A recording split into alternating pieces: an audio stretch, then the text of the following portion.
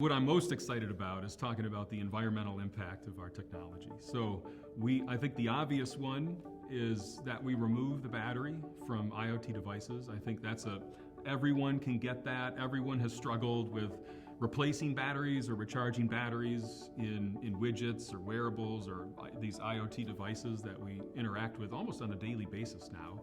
So we all experience this pain point.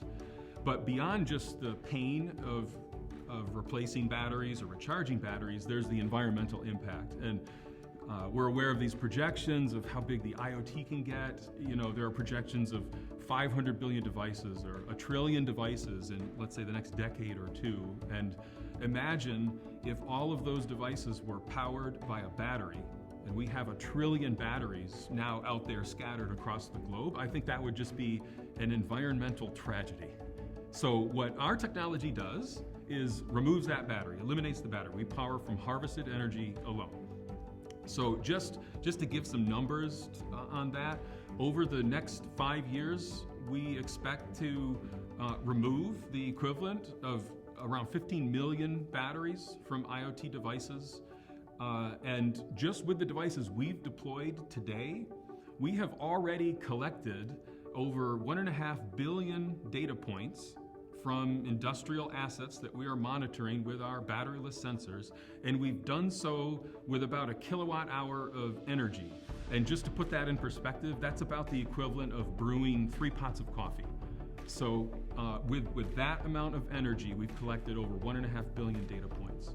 So but all of that is just the beginning. I think the second half of that is what we're able to do with those new data streams. So those, in most of those cases, those data streams didn't exist before us.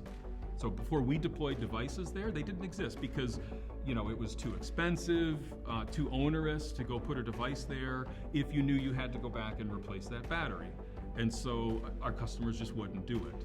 So now they have the technology to go put a sensor there. And so collecting the data is one part of it, but what you do with the data is the second part.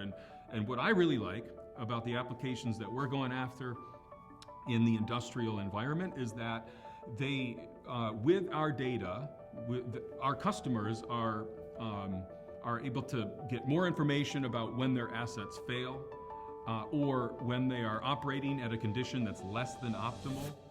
And that gives them the information they need to go send their teams to repair, replace, maintain that equipment. And by doing so, it improves the efficiency of that equipment. And the end result of that is that they burn fewer fossil fuels, they have less emissions from their facilities, they're able to reduce their environmental footprint with our technology and the data that we provide.